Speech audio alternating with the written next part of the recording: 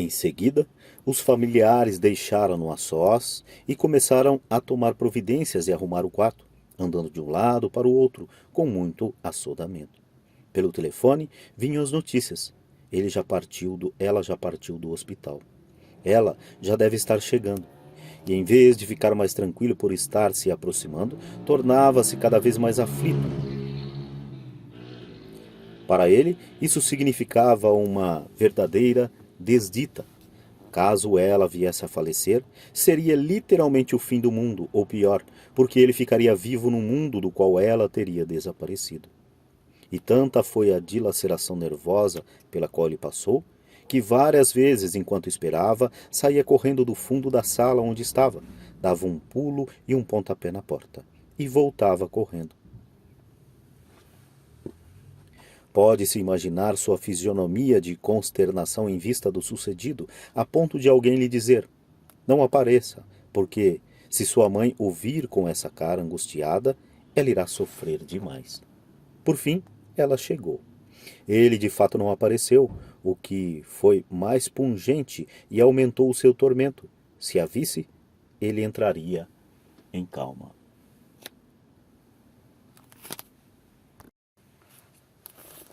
Apenas ouviu a agitação da ambulância e, a certa distância, os passos de que a carregavam pelo corredor.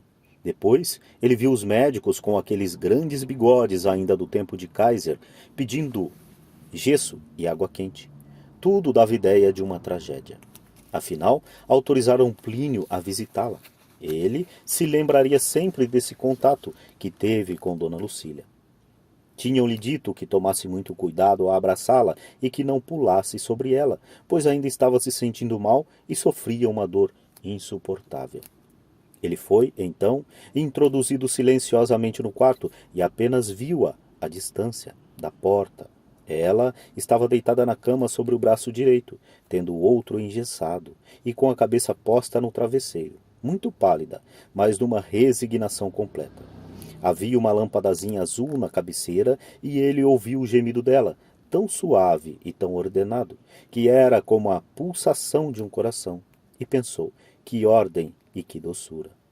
Quando ela percebeu, no meio daquela penumbra azul, a presença do menino, estendeu o braço e fez um sinal. Filhão, é você?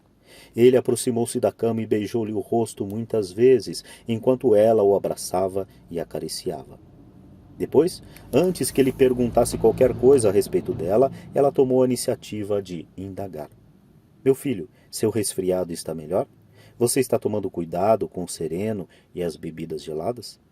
Ele então deu-se conta de que, em meio a toda aquela dor, sua mãe ainda encontrava equilíbrio para preocupar-se mais com o estado de saúde dele do que consigo mesma. Era, portanto, uma bem-querença despretensiosa, nada egoísta, posta, isso sim, em função do amor a Deus.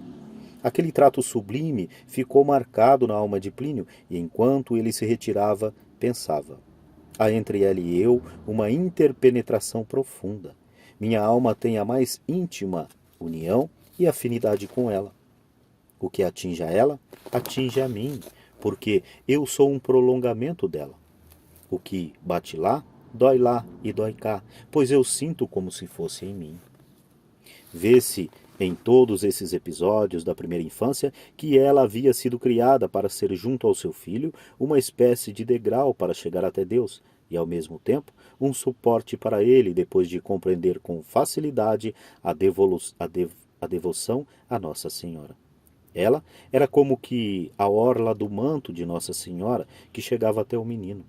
Assim, quando aos 12 anos, numa época difícil da vida, ele se ajoelhou aos pés da imagem de Nossa Senhora Auxiliadora, dizendo: salvai-me, Rainha, Mãe de Misericórdia. Aquela confiança tinha plena como base o amor e a compreensão que ele tivera da maternidade e da Dona Lucília. Se minha mãe é como é, esta, que é a mãe das mães, a mãe de toda a humanidade, eu nem sei como é que pode ser. O fato de sentir essa paciência de minha mãe preparava algo de muitíssimo maior: a devoção a Nossa Senhora. E quando rezo a Salve Rainha e a Memorar, tenho a impressão de fazer com ela um pouco o que eu fazia com mamãe. Não no sentido físico da palavra, mas dizendo a ela coisas que abrissem sua misericórdia, como os meus dedos abriam os olhos de minha mãe, compreendendo que a súplica do filho aflito é ouvida e que posso lhe explicar meus problemas com confiança, pois nunca sou mal recebido. De um jeito ou de outro, nos dias seguintes a esses fatos, eu ia comparando minha mãe com as pessoas mais velhas que via e pensava, como ela, ninguém. Se eu for bom, ela será para comigo um mar de bondade. Mas essa bondade vem dela? Não. Vejo que isso existe por relâmpagos em outras pessoas também, mas nela permanece de modo estável. Se existem várias, a fonte da bondade não está nela. Então, preciso descobri-la. E me vinha uma certa ideia confusa de que minha mãe era apenas uma gota de água dentro de um oceano. Depois, eu entenderia que a fonte era nosso Senhor Jesus Cristo. Pelo contrário, uma criança que se desenvolve em um regime no qual são frequentes os choques e cargas temperamentais de indignação, ao ser tratada com violência, ela simplesmente, já antes de o uso da razão, adquire uma série de instintos e costumes abrutalhados, e a partir do momento em que toma consciência de si, conclui ser preciso reagir contra aquilo. Mas, que absurdo! A humanidade é isso? Eu terei de me defender e ser bruto também, porque senão levarei o pior. À medida que cresce, a criança vai transferindo para qualquer autoridade aquela fisionomia de cólera manifestada pelo pai ou pela mãe, e cria uma ideia de ser Deus assim, irracível e sem razão. Mais tarde, se cometer uma falta, terá dificuldade em voltar-se para Nossa Senhora, pois se até sua própria mãe é uma pessoa violenta, com repentes turbulentos, como imaginar Nossa Senhora? E logo guiar-se-á pelo seguinte raciocínio: eu tenho medo de rezar a ela, porque pode me vir um raio de cima. Para mim, não há mais solução, está tudo acabado. Na verdade, o recurso é confiar em Nossa Senhora, em nosso Senhor Jesus Cristo. Bondade e intransigência, oriundas de uma única fonte. O que mais ressaltava em Dona Lucília era esse extraordinário mistério de maternalidade que a fazia querer bem a todos e a qualquer um. Bastava alguém se aproximar dela com confiança e abertura de alma para já se sentir tomado por sua bondade envolvente e por aquele magnífico modo de ser, qualificado por Dr. Plínio como aveludado. Ela tratava os outros com uma doçura e um desejo de agradar verdadeiramente cativantes. No entanto, dir-se-ia que essa afabilidade e afeto levariam Dona Lucília a condescender, inclusive em relação ao mal. Quem assim julgasse se equivocaria, pois essa benquerência não significaria liberalismo, mas pelo contrário, era muito radical, tendo como corolário o amor aos bons, levado até as últimas consequências, porque ela amava a Deus. E, portanto, também o verdadeiro ódio ao mal. No que consistia esse ódio? A essência da combatividade de Dona Lucília partia de um princípio profundíssimo de amor a Deus. Ele é o Ser Supremo, o Criador e Redentor, e deve ser amado sobre todas as coisas. Ora, em toda a ordem da criação não há de tão oposto a Deus quanto o pecado, pois é o ato da criatura inteligente, anjo ou homem, que se revolta contra Deus, proclama outra lei, adversa à divina, e no fundo põe-se em pé de igualdade em relação a ele. Isso causava na alma de Dona Lucília um verdadeiro choque e, de imediato, uma dor ao ver que Deus, tão bom e excelente, não recebera todo o amor e a devolução merecidos. Ela queria, por esse motivo, encontrar meios de aquela alma se converter e entrar de novo em harmonia com Deus, arrependendo-se da ofensa feita a ele.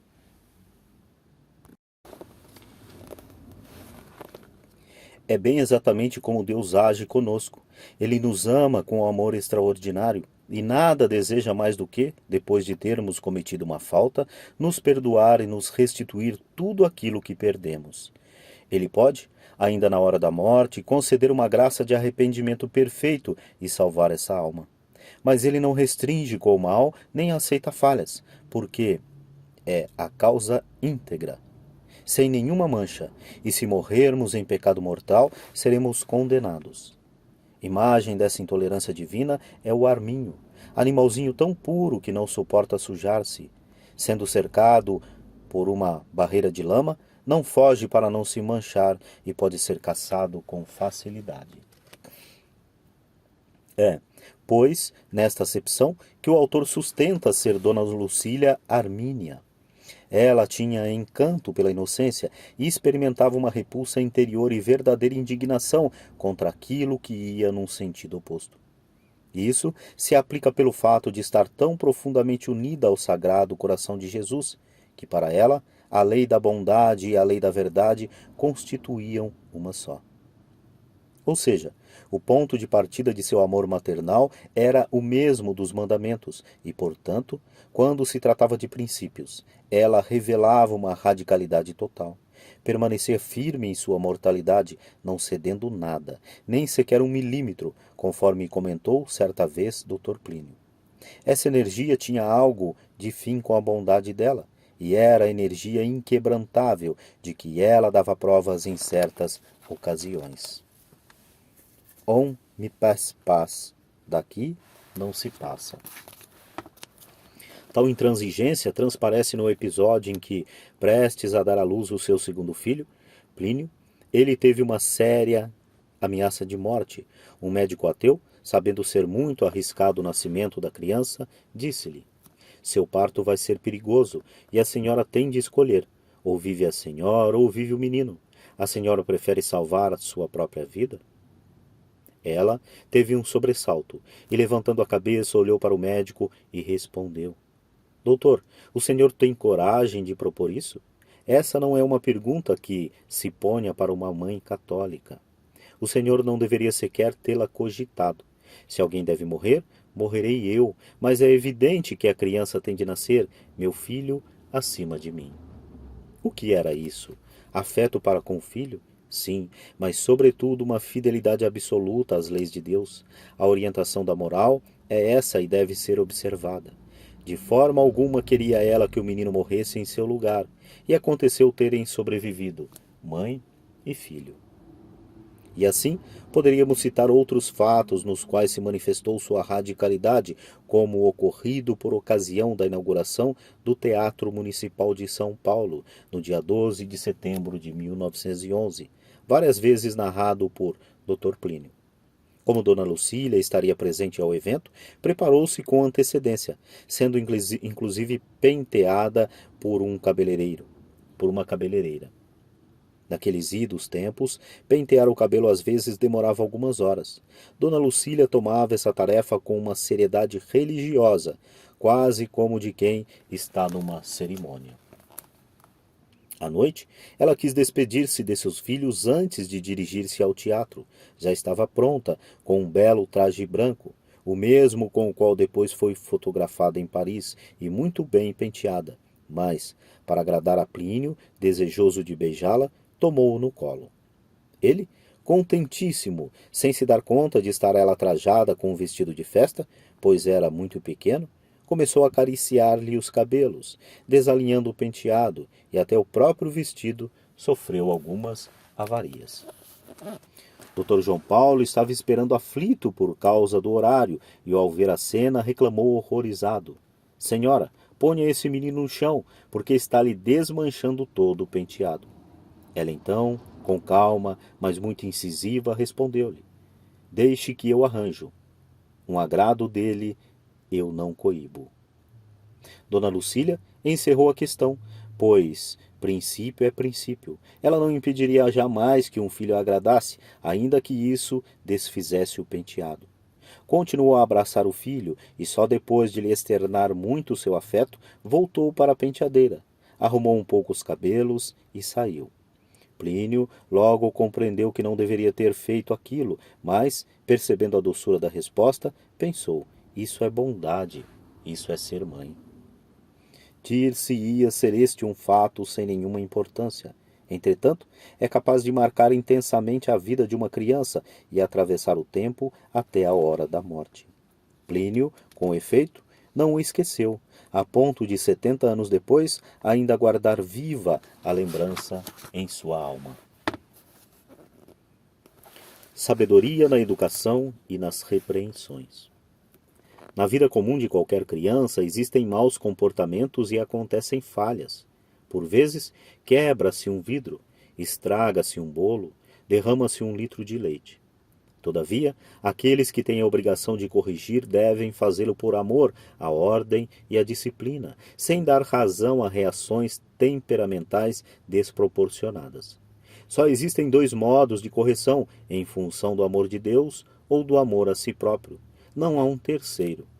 Quando alguém trata mal os demais, não está amando a Deus sobre todas as coisas, como prescreve o primeiro mandamento, mas está se baseando em seu amor próprio. A fórmula mais eficaz para corrigir um filho é através do afeto e do bom trato, de maneira a se fazer sentir à criança o universo de bondade existente por detrás da reprimenda. Isto penetra mais no fundo da alma do que dizer com palavras e depois desmentir com atos.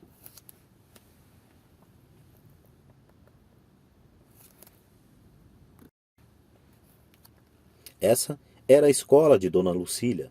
O egoísmo dela estava substituído pelo amor aos outros e a Deus, e por isso nunca maltratava ninguém. Pelo contrário, na educação dos filhos mostrava-se paciente e benigna, disposta a ajudar e a perdoar tudo. Para bem avaliarmos a sabedoria dela, basta dizer ter sido a formadora de Dr. Plínio.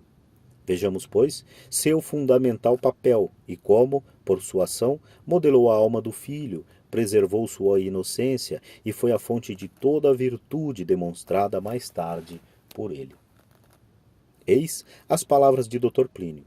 Estando junto à mamãe, eu tinha a impressão de uma forma de suavidade e de ordenação interna que me comunicava uma sensação de tranquilidade razoável. Às vezes, eu estava com alguma preocupação ou em um certo estado de espírito que não era bom, mas, ao comparecer à presença dela e ouvi-la falar, todos os meus tumultos internos pareciam aquietar-se e ajeitar-se. Eu ficava menos apegado às coisas que desejava, mais aceitante das renúncias que devia fazer e, portanto, mais razoável. Tinha a impressão de que mamãe entrava na minha alma e a colocava em ordem sem eu perceber, pondo-me diante de um estado de espírito tão atraente, tão suave e tão diferente daquele em que eu me encontrava,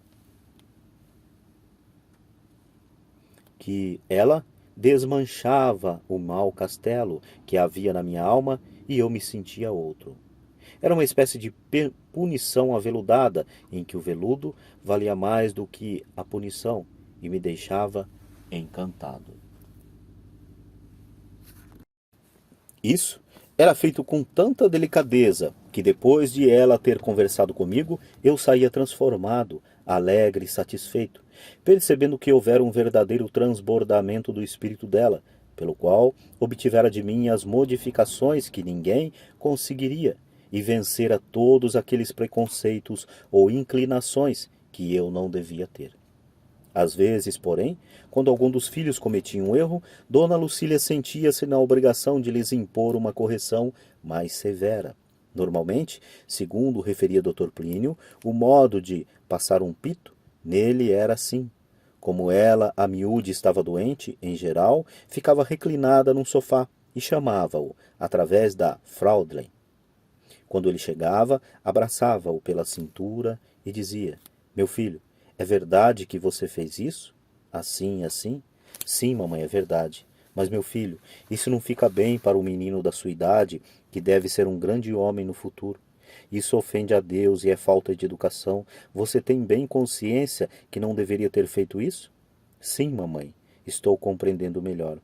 "Você percebe que fazendo isso entristece sua mãe?" "Percebo." "Agora você merece apanhar por causa disso. Vá lá e traga a escova de prata que está na penteadeira, que vou lhe aplicar um castigo." mas saiba que sua mãe vai sofrer mais do que você. Plínio trazia a escova e ela dizia: dê-me sua mãozinha aqui. Ele estendia a mão e Dona Lucília batia. Pá, pá, pá.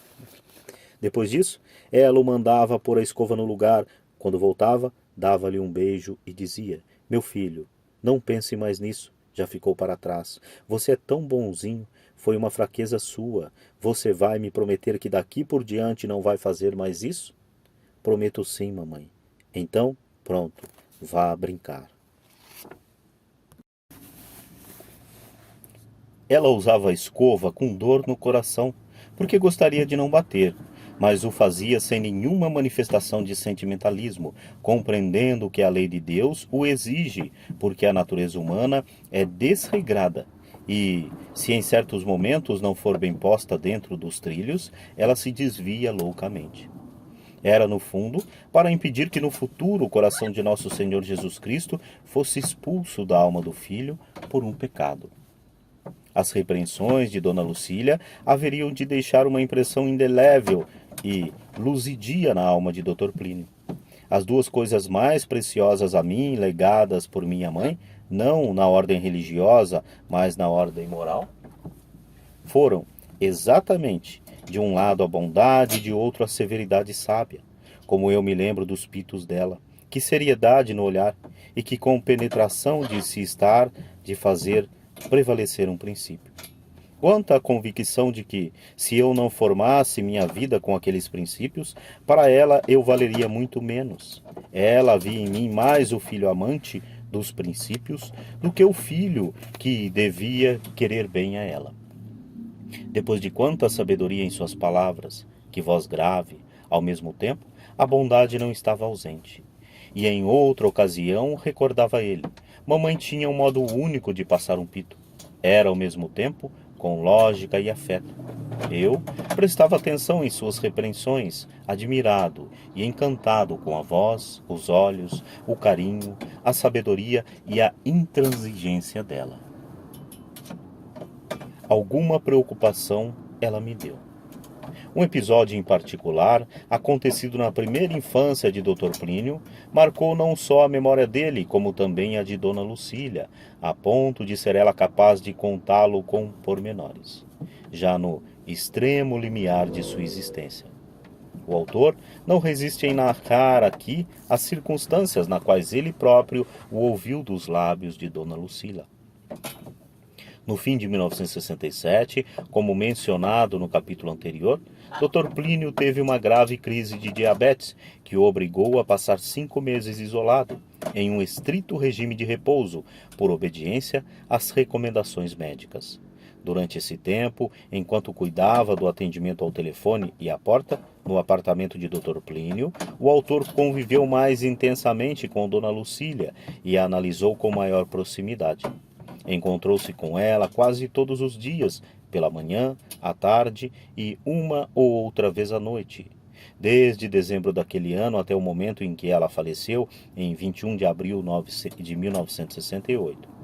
Teve então a possibilidade de informar-se com ela a respeito das histórias da infância de Dr. Plínio, dos pitos que ela passava e também das viagens que fizera à França e à Alemanha.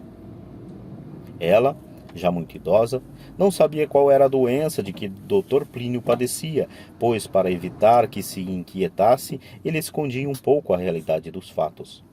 Apenas diziam-lhe estar o Dr. Plínio acamado por causa de uma torção no pé.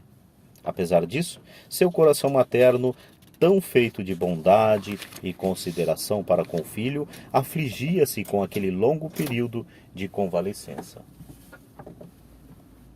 Todas as tardes, depois da sesta, ela procurava cumprir primeiro com as obrigações de piedade, recitando o rosário com muita atenção, num ritmo calmo e devoto. Enquanto ela rezava, o telefone tocava algumas vezes e ela ouvia a movimentação na casa, mas, fiel à oração, não a interrompia. Só depois de terminar o último Glória ao Pai e fazer o sinal da cruz, tocava a sineta para chamar a empregada. O autor ainda se lembra do timbre de sua voz nesse diálogo. Mirene, Quem telefonou durante as minhas orações? Ah, eu não sei, madame. Como? Você não atendeu o telefone? Não, quem atendeu foi um moço que está aí fora, esperando Dr. Plínio. Então, peça a ele o favor de entrar.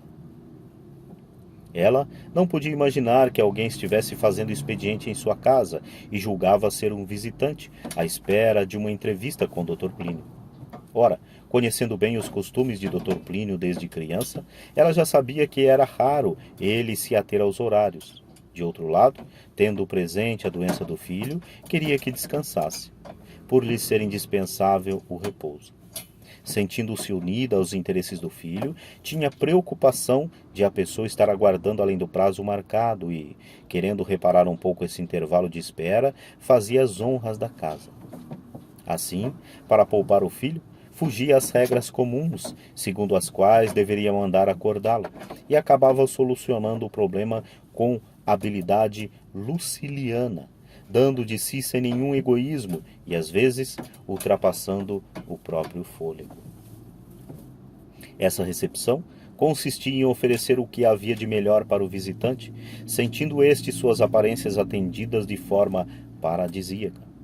O autor se lembra com emoção do modo de estar Dona Lucília, aos 92 anos de idade, desejosa de fazer o bem aos outros.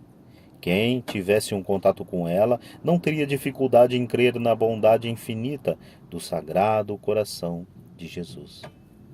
Sempre muito digna, voltava-se com solenidade e dizia: Boa tarde, o senhor está passando bem? O senhor de certo veio ter um encontro com Plínio, não é verdade? E de imediato dava uma explicação longa, lógica e elevada. Dir-se-ia meio maravilhosa, do motivo que levava Dr. Plínio a demorar em atender. O senhor sabe, o Plínio tem uns amigos que vivem numa fazenda na cidade de Amparo, perto de São Paulo. Eles são muito gentis para com ele e o estimam tanto que o convidam com frequência para passar uns dias lá. E na última vez que ele foi, estava andando sobre um terreno muito pedregoso e torceu o pé. Os médicos recomendaram-lhe muito repouso e ele agora está fazendo uma sesta prolongada. Certamente ele marcou uma hora com o senhor, mas vai se atrasar em recebê-lo por causa dessa ordem médica. De maneira que o senhor vai esperar um pouco mais do que imaginava. Enquanto isso, o senhor me daria o prazer de sua companhia durante o meu chá? Então, fazia o visitante sentar-se e mandava servir chá e café com leite para ele escolher, além de biscoitos. Ela contava a história dos biscoitos, cuja provisão para a semana seu sobrinho, Adolfinho, lhe trazia da cidade de Campinas, todas as quintas-feiras, e insistia para que os provasse, sem pensar que pudessem vir a faltar a ela. Via-se em Dona Lucília uma verdadeira satisfação de alma por oferecer os biscoitos, a ponto de não ficar contente se o convidado deles não se servisse. Depois dessa apresentação, feita com tal elevação de espírito e de linguagem, tinha-se a impressão de os biscoitos serem originários do paraíso, preparados com farinha do céu pela arte de um anjo padeiro. Em certo momento, após ter introduzido o diálogo, ela fazia um pequeno silêncio para dar oportunidade à pessoa de tratar do assunto que quisesse, pois a educação manda que a visita proponha o tema. Possuía extraordinária e peculiar arte de conversar, toda feita de virtude, da qual só ela era capaz. Estava sempre disposta, de muito bom grado, a atender durante horas se fosse necessário. Claro está que o autor aproveitava a oportunidade para crivá-la de perguntas sobre Dr. Plínio. Ela, porém, nunca tomava iniciativa de falar dele, porque significaria falar dela. Mas, havendo insistência, respondia para agradar seu interlocutor e descrevia os fatos com muita moderação, como se não se referissem a um filho seu. Comentava certa vez Dr. Plínio. Havia nela um estranho hábito de acomodar sua narração ao interlocutor. Quer dizer, não era uma narradora egoísta que queria contar o que e como achava bom. Ela nunca mentindo,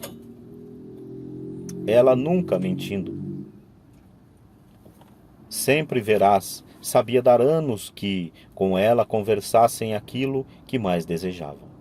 Dona Lucília tinha um modo de ser calmo e sereno, mas também autêntico, de maneira a ouvir todas as indagações com seriedade, prestando atenção. Depois se recolhia como que para fazer um exame de memória, franzia um pouco a testa e começava a contar os fatos nos seus detalhes, com muito charme e extraordinária capacidade de envolver e tocar as almas.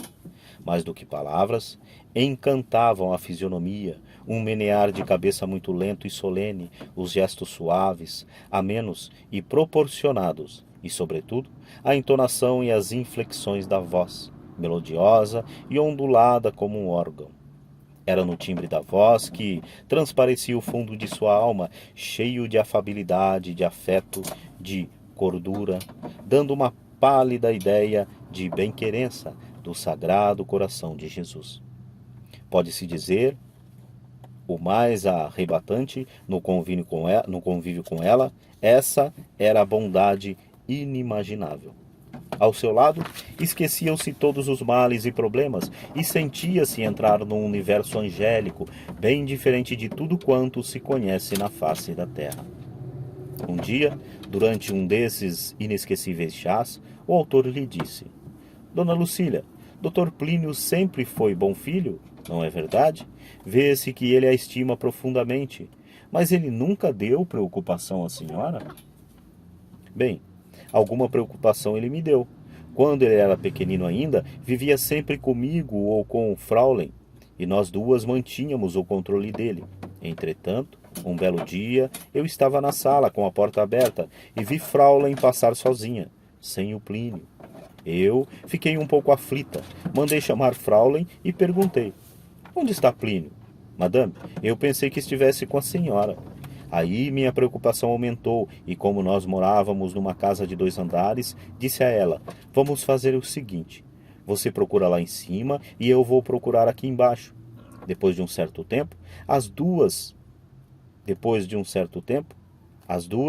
nos encontramos e nem ela nem eu tínhamos visto Plínio.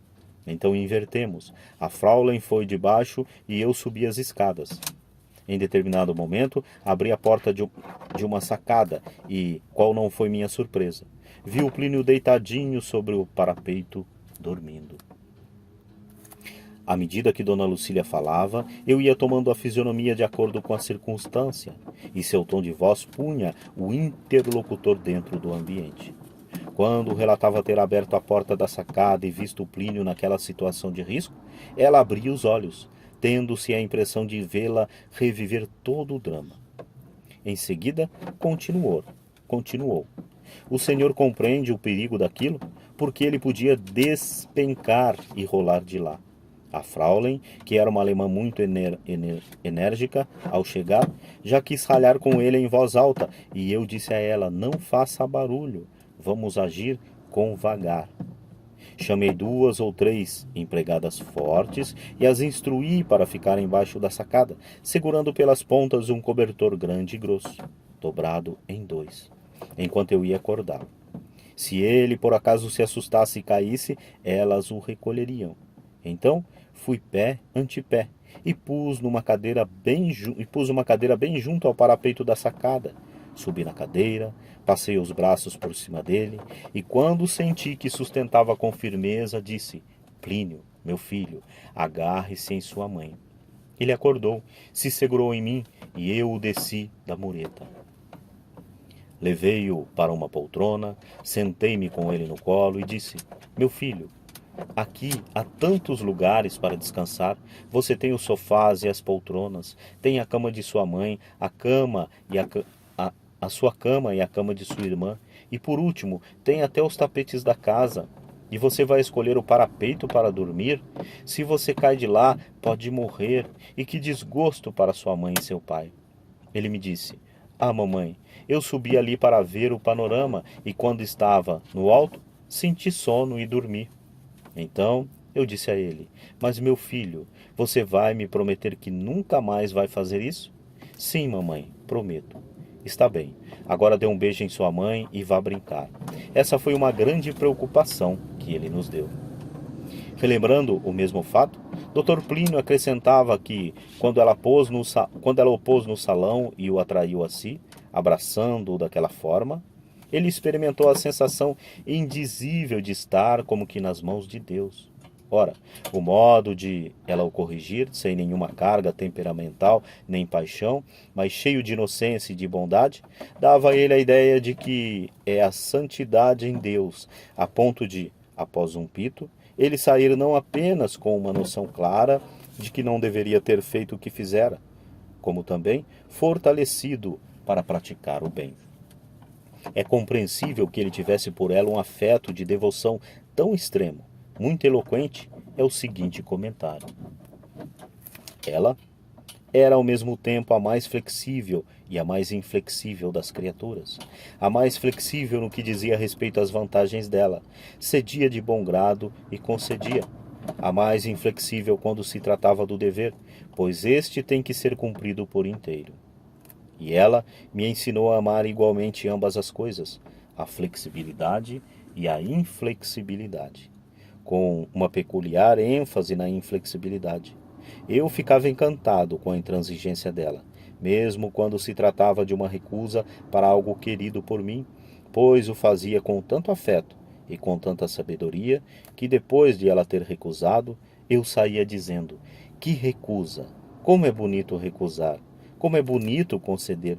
Ela concedia com tanta doçura que eu ficava conquistado. Havia entre mim e ela uma consonância contínua, de todos os instantes. Pelo crivo de um olhar. Imaginemos que nos fosse possível subir as escarpas de uma montanha até atingir o seu topo, onde encontrássemos um enorme ninho com um filhote de águia. Escondidos atrás de uma pedra, logo veríamos chegar uma águia que volta da caça para sobre o ninho.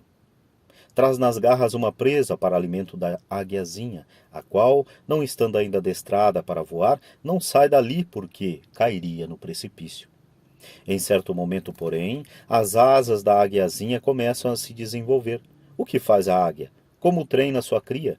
Primeiro, põe-na sobre seu dorso, bem agarrada nas plumas, para ela ir adquirindo o gosto do vento. Mais tarde, a toma com as próprias garras, eleva-a meio metro acima do ninho e a solta. Vendo-se sozinho no ar, o filhote, espavorido, bate as asas de modo desajeitado, se esforça e cai no ninho. E assim, várias vezes, até que por instinto a mãe percebe que ele já não é mais contingente. Então, ela o leva para um lugar longínquo e solta-o. Quando por fim a águiazinha levanta seu primeiro voo, planando no alto, a águia-mãe, se pensasse, poderia dizer: missão cumprida, mais uma águia nos céus. Foi de fato o que Dona Lucília fez com o Dr. Plínio, chamada a proteger, desenvolver e até enriquecer a inocência dele.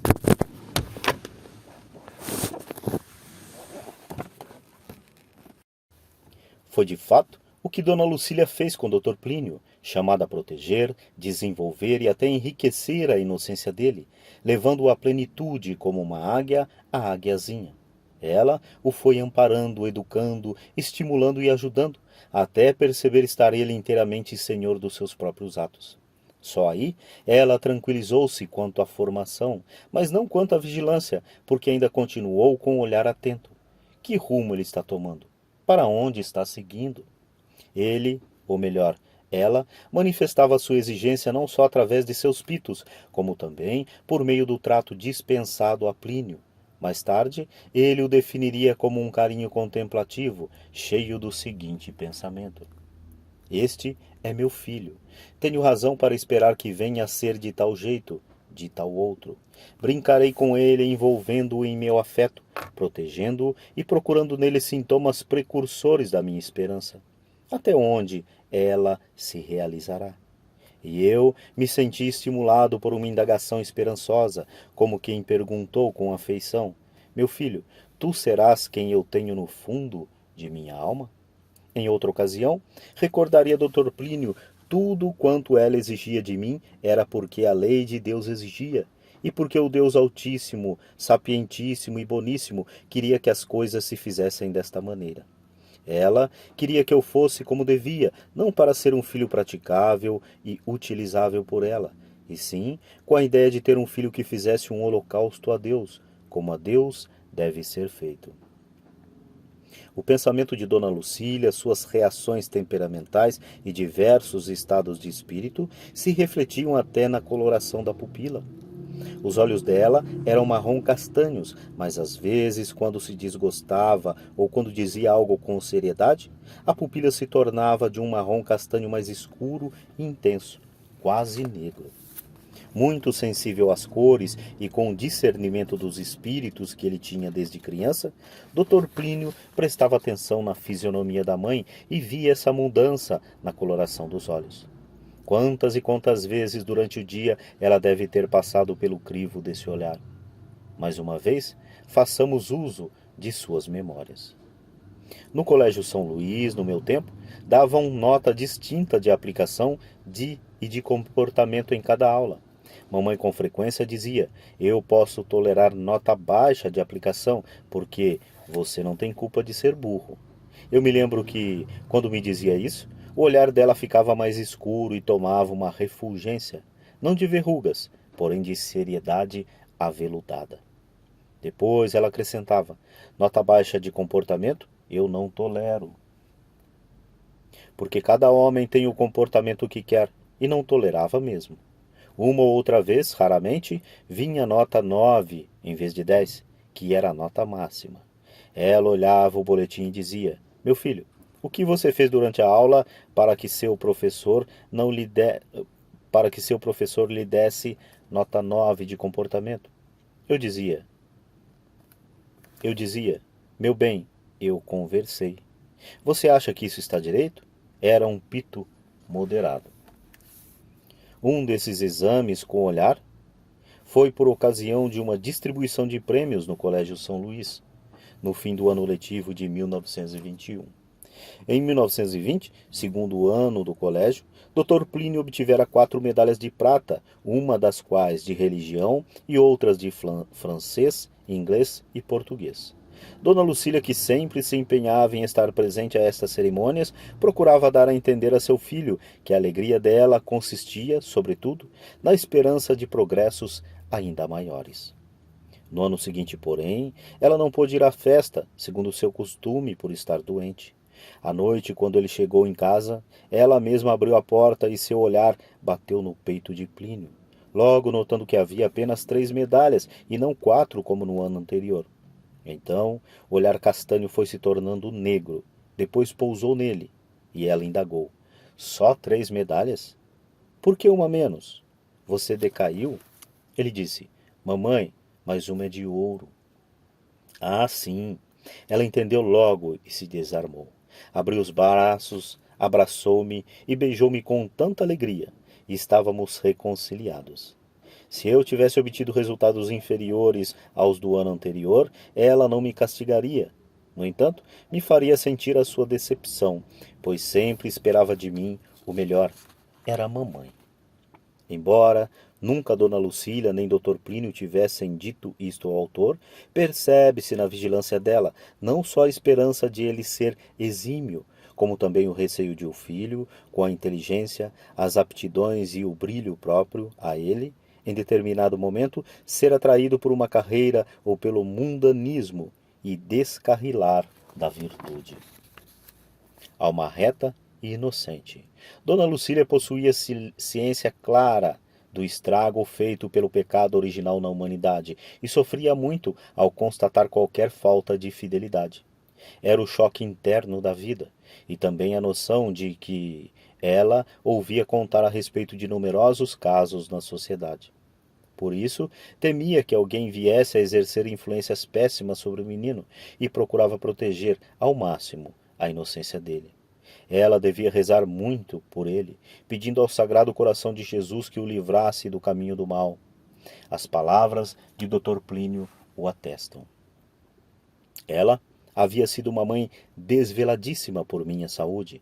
Porém, várias vezes, quando eu era mocinho, na época da formação do caráter, ela me dizia com muita doçura: Eu preferiria lhe ver morto a lhe ver extraviado. É como quem diz: os tempos são ruins, você é muito moço. Ninguém sabe do que é capaz uma pessoa quando se perde. Ela daria a vida para que eu não morresse, mas preferia a minha morte a me ver numa situação de pecado mortal ou de ruptura com a igreja. Que força não foi acrescentada na base da fidelidade e da perseverança dele, pelas orações de Dona Lucília. Um fato repetidamente ocorrido durante a adolescência de Plínio nos permite afirmá-lo com segurança todas as vezes que entrava no santuário do Sagrado Coração de Jesus, próximo de sua casa. Ela ia rezar diante das imagens de um belo conjunto escultórico, representando o menino Jesus no templo, discutindo entre os doutores, tendo ao lado Nossa Senhora e São José. O que ela pedia? Dona Lucília nunca lhe explicou por que demorava-se junto àquelas imagens, mas pelo discernimento dos espíritos, olhando para o fundo da alma de sua mãe, Plínio compreendia que ela rezava por ele. Com efeito, em casa Dona Lucília assistia às discussões dele, já em menino, com os primos e com os tios, sobre temas de religião, e pedia especiais graças e dons ao Espírito Santo para o filho, com o objetivo de ele adquirir o espírito de polêmica e a sabedoria de nosso Senhor, a fim de vencer em todas as contendas, quer com família, quer com outros adversários. E o que ela, como mãe, pediu, obteve.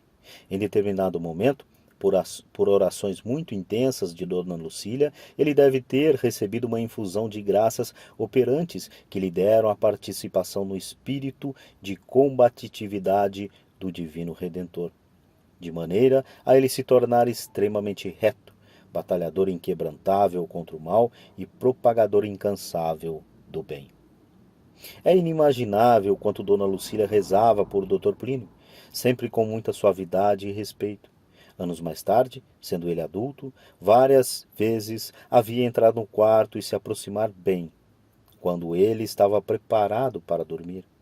No meio do torpor do sono que o acometia, notava ela estar rezando, pedindo a Nossa Senhora amparo e ajuda para ele. Passadas várias décadas, ainda rememorava Dr. Plínio o final desse convívio diário. Quando eu já estava dormindo, acordava com ela me aguardando e fazendo o sinal da cruz na testa, antes de dormir. Ela percebia qualquer coisa na sua alta clave de espírito escorrer sobre mim como um óleo perfumado e suavizante, que me ungia e me fazia bem, penetrando em mim como um azeite penetra no papel. Depois disso, uma ou outra vez, ela mesma apagava a luz do abajur, saía do quarto, e ele adormecia com a lembrança da fisionomia dela. Intérprete incomparável da Santa Igreja. Como afirmado acima, o homem, por ser um animal racional, tem necessidade de símbolos para alcançar o conhecimento das coisas. Caso contrário, ele não as pode entender. Uma escola que forme seus alunos de maneira inteiramente teórica, lecionando só a pura doutrina, não obterá bons resultados. Assim, por exemplo, não se deve ensinar o catecismo a uma criança apenas lendo os textos e fazendo-a decorar os artigos da fé. É preciso, ademais, explicar-lhe as verdades mediante uma linguagem parabólica, colocando à sua disposição símbolos, ou seja, modelos. Sem eles, o homem não penetra no sentido dos conceitos, nem tem forças para praticar a virtude. O próprio Dr. Plínio, em conversa com o autor, no ano de 79, aprofundou mais esta temática. Segundo ele, é preciso haver, além dos princípios, cerimônias que os simbolizem. Mas isso ainda é insuficiente para convencer e atrair os outros. As cerimônias e os princípios só deitam raízes nas almas quando há um homem representativo que signifique tais princípios e tais cerimônias. Como num tripé, cada uma destas três pernas é indispensável, pois se uma delas faltar, a armação cai. E prosseguia. Aí estão constituídas as condições normais da fé católica, porque o espírito humano concebe algo doutrinamente. Mas precisa ter símbolos que completem nele a ação da doutrina e precisa conhecer exemplos vivos que o levem a compreender melhor ainda essa doutrina. Na educação atual, as crianças têm a agenda tomada pelos estudos do colégio e por outras atividades, como aulas de inglês, de violão, de natação, de karatê ou judô, ou, se é menina, aulas de balé. A estas ocupações juntam-se os cursos de informática, o videogame e as horas despendidas em frente à tela do computador, da televisão e do telefone celular.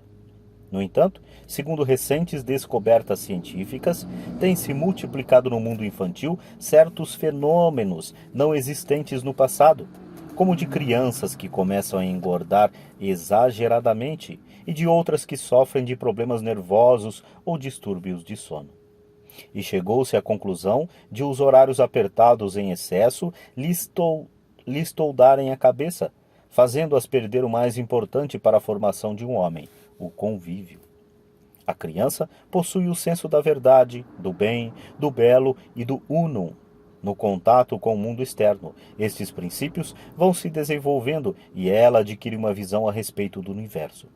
O progresso será ainda maior no trato com os outros e ela aprenderá muito mais numa conversa de meia hora com os pais ou com os irmãos mais velhos, à noite, antes de deitar, do que em um dia inteiro de pesquisas e especulações abstratas, pois tal prosa está mais proporcionada à capacidade de conhecer da criança. Essa deve ser a verdadeira educação. Ora, se tal é o processo humano de qualquer criança, a fortiori também foi a de Dr. Plínio. Como aprendeu ele? Estudando ou procurando nos livros a definição das virtudes? Por exemplo, onde se abeberrou por ter a robustez de fé e de convicção sobre a infalibilidade e imortalidade da Igreja? Ele foi introduzido nas vias do Evangelho e nos panoramas magníficos da religião católica por um exemplo vivo, presente em casa, diante de si, Dona Lucília. Neste livro, ele aprendeu o que é a inocência e a santidade, a intransigência, a prudência e a sabedoria. Foi na mãe que ele compreendeu melhor o céu.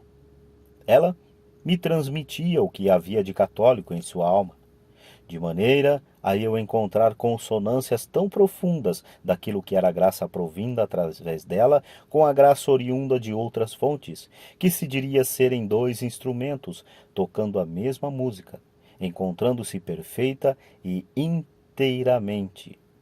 Ora, a graça me dava apetência por aquilo que ela me daria. Ora, ela, ou seja, a graça por meio dela, me fazia desejar o que a própria graça me proporcionaria de forma direta. Tudo constituiria um circuito só. Assim, Dr. Plínio percebia toda a consonância de Dona Lucília com o que ele recebia através da igreja, sem intermediários. A Santa Igreja e sua mãe eram como dois instrumentos. Poderíamos supor um cravo e um violino, executando a mesma harmonia em sua alma. A mãe era para ele a voz da graça, e a voz da graça era a voz da mãe. Contudo, cabe aqui nos perguntarmos, como Dona Lucília transmitiu para Dr. Plínio a sua catolicidade? Deu instruções ou alguma aulas a ele? Explicou-lhe o que é pertencer à igreja? Não. À semelhança de um vitral sobre o qual incide a luz do sol, nela as graças iam se sobrepondo à natureza e penetravam o seu modo de ser, acrescentando um brilho novo às suas qualidades naturais. Na proximidade dela, e vendo a calma, a tranquilidade e a serenidade com que realizava os atos mais comuns da existência, como, por exemplo, pentear o cabelo, movimentar as mãos ou até mesmo adormecer numa poltrona, a graça convidava o pequeno Plínio a aceitar e a amar todas as virtudes. Chamava-lhe a atenção em especial a solenidade, a compostura, a seriedade, fazendo-o exclamar: como é bonito ser assim! Como ela é boa, afável e disposta a ajudar! Com ela eu posso tudo. Consideremos suas próprias palavras. Eu, de modo iminente, aprendi com ela. Como? Era um olhar, uma inflexão de voz, uma carícia. Por exemplo, estar sentado perto dela. Lembro-me com enormes saudades das mãos dela. Eu ficava olhando para as mãos e de maneira confusa, porque era criança, eu pensava, que alma, que coração. Em última análise, o que eu via nela era a conjunção de qualidades que evidentemente não são antitéticas, porque não há uma antítese entre uma qualidade e outra, mas são quase paradoxais. Quer dizer, sem oposição, no entanto, formando por uma ilusão da vista algo como uma contradição. O que era isso antes de tudo? Era uma grande elevação de alma, de maneira a o espírito dela não apenas se reportar com muita facilidade a regiões mais altas, mas morar nessas regiões.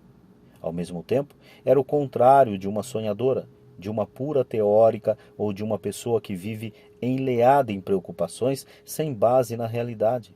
Ela estava por inteiro dentro de sua singela realidade, cuidando de tudo, arranjando tudo, fazendo tudo, amando esta realidade concreta e participando da vida com intensidade, embora o espírito pairasse nessa região mais alta. Não por uma dilaceração artificial incômoda, e sim por uma espécie de ubiguidade cômoda, inteiramente à vontade, habitando os dois planos por completo e conhecendo as correlações também no seu todo. Inúmeras foram as ocasiões nas quais Dr. Plínio explicou o grande papel de Dona Lucília, enquanto símbolo da Igreja, para a formação de seu senso católico. Quando ele tomou contato com a Igreja, não foi uma surpresa, pois muito dela, de sobrenatural e da própria Nossa Senhora, ele já havia conhecido na alma da mãe. Reportemo-nos ainda às recordações de Dr. Plínio. Quando comecei a abrir os olhos para a Igreja Católica, eu vi inúmeras vezes afinidades entre a alma de mamãe e o espírito da Igreja, de maneira a compreender muita coisa na Igreja por conhecer a ela. E depois, naturalmente, ia ver se a Igreja pensava assim, pois desde logo se tornou claro para o meu espírito não ser ela o padrão da verdade, mas a Igreja. Muitas vezes, certos pontos da doutrina da Igreja eu entendia com mais facilidade, porque os interpretava à luz do que eu via nela. Aprendia dela. Ela foi para mim uma intérprete incomparável da Igreja. Ela era, ao meu ver, a mãe ideal de um modo exímio. Me preparou para receber essa fé. Recordo-me, no momento em que li, pela primeira vez, a expressão Santa Madre Igreja, fiquei comovido e pensei, é verdade, eu tenho uma muito boa mãe, mas a Igreja é mais minha mãe do que ela, e assim será até o fim da minha vida, se Deus quiser. Em certo momento, comecei a perceber o quanto mamãe era um exemplo magnífico de como alguém pode ser conforme a Santa Igreja. Ela foi para mim como uma pré-figura da Igreja. Plínio, pelo discernimento dos espíritos, ao analisar Dona Lucília, percebia haver entre ela e a Santa Igreja uma harmonia perfeita, constituindo para ele uma só graça e levando-o a estabelecer uma relação imediata entre ambas. De um lado, ele via nela o espírito da Santa Igreja. De outro, ele a via dentro do espírito da Santa Igreja. Tudo o que havia de bom na alma da mãe tinha origem na Igreja, e a graça que ele notava no santuário do Sagrado Coração de Jesus parecia concentrar-se na alma de Dona Lucília.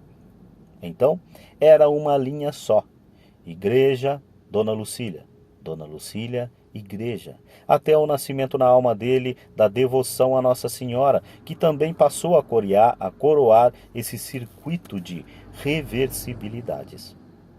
Nunca teria conhecido inteiramente a Igreja se não tivesse visto esse modelo materno. Dou graças a Nossa Senhora por ter me dado essa mãe, cujo grande mérito foi o de ter encaminhado minha alma para outra mãe, a Santa Igreja Católica Apostólica Romana. A alma desta outra mãe, que é a Santa Igreja, tem um trono para uma terceira mãe, Nossa Senhora. Através de uma, caminhei para outras. Essa tríplice maternidade, uma físico-espiritual e duas espirituais e sobrenaturais, alenta meu ânimo e minha piedade. Arquétipo de bondade e lição viva do Evangelho. Se entrarmos numa catedral, numa simples igreja, e aí ouvirmos tocar um órgão muito bonito, cujo som deita-se de forma grandiosa, repercute nas paredes de pedra e volta, enchendo o templo, teremos então, segundo a descrição do próprio Dr. Plínio, uma imagem do convívio dele com sua mãe. E ele conclui: tudo quanto havia nela ecoava em mim profundissimamente. Em outra ocasião, chegou ele a dizer: minha posição de alma, com mamãe, foi sem dúvida de uma consonância enorme e completa. O fenômeno físico da consonância consiste na vibração simultânea de sons afins. Ao se reunir, por exemplo, uma série de taças de cristal ou de cimos e fazer um deles soar um som monotonon, constante, logo as demais cristais ou sinos harmônicos como este começam a vibrar, enquanto os outros, não harmônicos, permanecem estáticos. Essa consonância sonora é símbolo de algo que se passa num campo muito superior, isto é, no relacionamento humano. Quando uma pessoa é consonante com a outra, ao ouvi-la falar, vê-la tomar uma decisão ou presenciar uma atitude digna de admiração, de imediato aquilo repercute em sua própria alma, ou seja, estabelece-se um acordo. No entanto, alguém que não tem um conhecimento apurado de quem eram Dr. Plínio e Dona Lucília, diante da afirmação de consonância dele com ela, poderia ficar uma ideia de que ele apenas concordava com tudo o que ela fazia.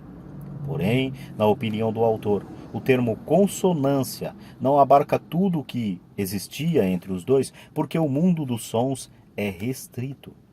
Muito mais do que um sino a tocar, fazendo ecoar outro sino, chamado Plínio, havia uma relação profunda entre ambos, de modo que os desejos dela eram os dele, a inocência dela era a dele, a piedade dela era a dele, a compreensão e o amor dela à igreja eram os dele.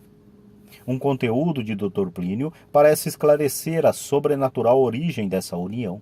As almas encontram consonâncias misteriosas com as outras almas do mesmo gênero, embora de nenhum modo haja uma razão especial de amizade. É exatamente um reflexo de Deus que encontra outro reflexo de Deus e realiza uma saudade de Deus. O que é, então, a consonância? É esse discernimento e essa forma de bem-querer que lhe é correlata. A consonância, não só da inteligência, mas da vontade e da sensibilidade, a partir da cognição da alma e da graça dentro da alma, quer dizer, do arquétipo da própria alma dentro da alma, realizando a saudade de Deus. Começa-se sempre olhando outro tipo e nele vendo a Deus. Dante exprimiu isso muito bem na Divina Comédia, quando ele e Virgílio chegam ao céu e no olhar de Nossa Senhora veem a Deus. O próprio Dr. Plínio dizia ter notado na mãe algo que sentia faltar em si. Assim, a partir de um profundo discernimento a respeito dela, em que ele viu a ação da graça e um verdadeiro arquétipo de bondade, ele próprio começaria a ser o reflexo de Deus à procura das saudades de Deus nos outros. Podemos medir o grau de influência exercido por ela sobre ele, se considerarmos sua explicitação. As influências entre os homens são muito variadas, têm graus e obedecem a uma hierarquia. De todas as influências possíveis, uma vem a ser a mais profunda de todas. É aquela exercida por quem, a qualquer título, representa para o outro um modelo a ser imitado e seguido, ou seja, um arquétipo. Se, por exemplo, o filho vir nos pais a realização daquela pessoa ideal que ele deseja ser quando crescer, deixa-se-á influenciar mais facilmente por eles. Na medida em que os pais não sejam esse arquétipo, sua influência junto ao filho minguará. E a criança buscará a arquetipia em outra pessoa. A arquetipia é, portanto, a maior das influências concebíveis. Desde pequeno, olhando para Dona Lucília, vislumbrava por detrás dela algo muito maior do que nos outros, era o divino arquétipo. Plínio ainda não sabia explicar nem procurar de modo explícito, pois não tinha noção de ele existir. Após ter passeado inúmeras vezes nas excelsitudes paradisíacas da alma de sua mãe e de ter estabelecido uma firme apreciação em relação a ela, só restava a Plínio imaginar por cima dela alguém que fosse finito, ou seja, nosso Senhor Jesus Cristo, ou seja, infinito. Quando nasceu na mente dele essa ideia? Certa vez, indagado pelo autor como ele concluiria a existência desse arquétipo, Dr. Plínio serviu-se de uma metáfora muito eloquente. Dizia ter sido uma criança que toma um refresco ou um suco numa taça de licor. Depois, ela toma o mesmo líquido num copo de cristal. Ao tomar na taça de licor e no copo de cristal, a criança tem a mesma sensação, porque os líquidos são idênticos, mas não chega à conclusão de ser o mesmo líquido. Ela gostou de um e de outro. Se alguém diz para ela, é o mesmo líquido, ela toma com a maior naturalidade. Quer dizer, já desde o primeiro instante do uso da razão, ao ver Dona Lucília, ele compreendeu e a amou. E quando, aos 5 anos de idade, entrou no santuário do Sagrado Coração de Jesus e olhou no fundo da nave lateral para a imagem dele, o compreendeu e o adorou. Só mais tarde, explicitando bem a identidade de impressões que possuía a propósito de Dona Lucília e a propósito do Sagrado Coração de Jesus, ele se deu conta. Aqui está quem é mais do que ela, o arquétipo dela. Mas os dois, ela, uma criatura, e ele, o Criador, estavam numa mesma linha. O que havia nela, havia nele, apenas com uma diferença de intensidade. Nele era infinito e de forma absoluta, nela por participação. Era como se ele visse nela, de maneira que aquele evermente causado em mim por ela era mais circunscrito, mas da mesma natureza que o produzido por ele em mim. Uma coisa era a derivação da outra. Quando eu bem mais tarde defini, não foi uma conquista nem uma surpresa, mas tomei conta com toda a naturalidade. Tratava-se de um mesmo líquido contido em recipientes desiguais. Dona Lucília possuía enorme atração pelo Sagrado Coração de Jesus e tinha em relação a ele uma devoção sem limites, porque nele contemplava a bondade, o perdão e a misericórdia com essência. Essa bondade era o aspecto de nosso Senhor Jesus Cristo que ela estava chamada a representar com proeminência, tornando-se de fato um reflexo vivo e rutilante dele, tanto para Dr. Plínio como para todos aqueles junto aos quais ela deveria exercer um papel de mãe, querendo-os como filhos. Era, portanto, uma dama inocente, vivendo uma intensa união com Deus, desejosa de ver a imagem de Nosso Senhor fixada no fundo da alma dos outros e de fazê-los partícipes da inocência dele. Nesse sentido, ela aplicava todo o seu esforço, sem empenho e sua virtude. Seu empenho e sua virtude. Simplesmente no modo de ela dizer Jesus, ou o Sagrado Coração de Jesus, entrava numa forma de respeito profundo, de admiração recolhida e de uma confiança sem limites. Como se podia notar, tinha ela plena noção do que nosso Salvador é a fonte de toda a misericórdia, bondade e paciência, e dirigia-se a ele especialmente enquanto tal. Daí lhe vinham estas virtudes que eu vi chegar a graus literalmente inimagináveis. Quando me contava episódios da vida de Nosso Senhor, eu entendia a meiguice dele por vê-la refletida em mamãe, de maneira que ela se tornou para mim uma espécie de lição viva do Evangelho. Para além dos vínculos naturais. No que diz respeito ao relacionamento entre Dr. Plínio e Dona Lucília, vimos ao longo deste capítulo quanto havia de entrelaçamento de almas feito de mútuo caminho e consideração. também muita estima. Dele para com ela, um afeto filial mais estranhado e reconhecedor de tudo o que ela fazia por ele. Ela, de seu lado, possuía toda espécie de ternura e de enlevo, porém, muito cuidadoso e cometido, porque tinha receio de se deixar levar pelo sentimento e perder o equilíbrio. Ela não queria se apegar a nada, nem sequer ao próprio filho, mas em relação a ele, ter um amor inteiramente desinteressado. De minha parte, o afeto para com ela era um ato de admiração, o que é uma coisa muito elogiosa, porque é a afirmação de uma qualidade. Da parte dela para comigo, era uma atitude de esperança, um convite para vir a ter essa qualidade, isto é, a essência do afeto. No entanto, não há a menor dúvida de que, para além dos vínculos naturais, havia entre eles um amor sublimado pelo sobrenatural, uma bem-querença toda feita de graças. Chamada a ser a mãe de um varão em comum, é inegável que, por dádiva especial do Espírito Santo, Dona Lucília percebia de maneira clara e profunda a inocência da alma dele e o quanto ele era virtuoso. Ela mesma, em carta a Plínio, datada de 23 de abril de 1950, chegou a manifestar sua alegria e gratidão a Deus por tê-lo como filho. De todo o coração, de toda a minha alma, agradeço-te a carta tão afetuosa que me deixaste e que tanto conforto me trouxe. Chorei, é verdade, mas graças a Deus foi de felicidade por ter recebido eu, tão indigna, liberal, a imensa dádiva dos sagrados corações de Jesus e Maria Santíssima, de um filho tão santo, tão bom e carinhoso, que abençoo de todas as veras de minha alma, por quem peço toda a proteção divina e a luz do Espírito Santo. Nada há de mais forte na ordem da criação do que o imbricamento entre as almas que se amam, tendo a santidade por objetivo.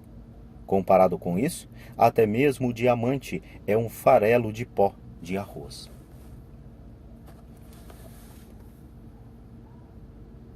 Tentarei ler a carta escrita por Dona Lucília, mas devido à foto da carta estar aqui escrita manualmente, pode ser que eu não consiga ler com muita naturalidade. São Paulo, 23 de abril de 1950. Filho querido de meu coração, de todo o coração e de toda a minha alma, agradeço-te a cada...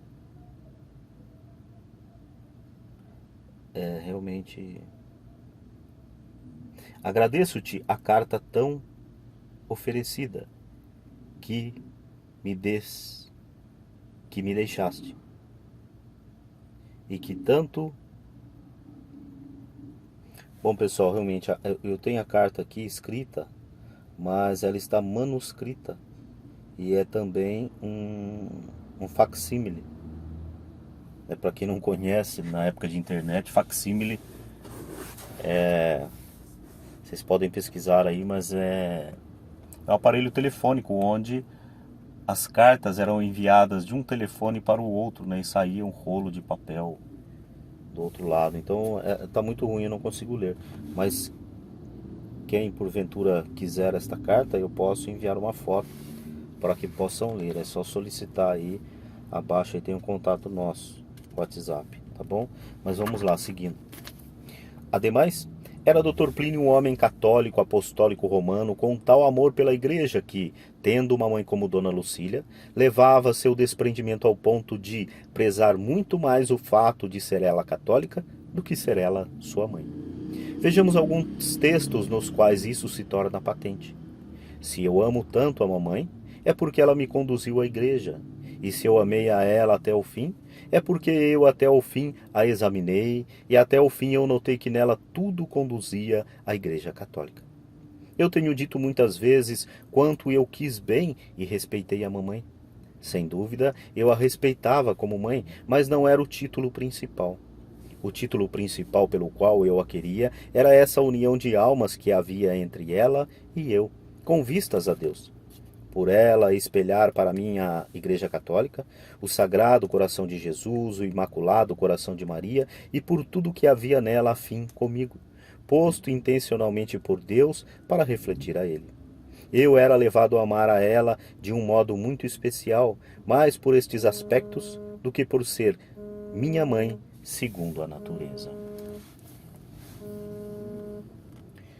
Lembra-se o autor de ter ouvido o Dr. Plínio contar no almoço um edificante episódio acontecido entre ambos.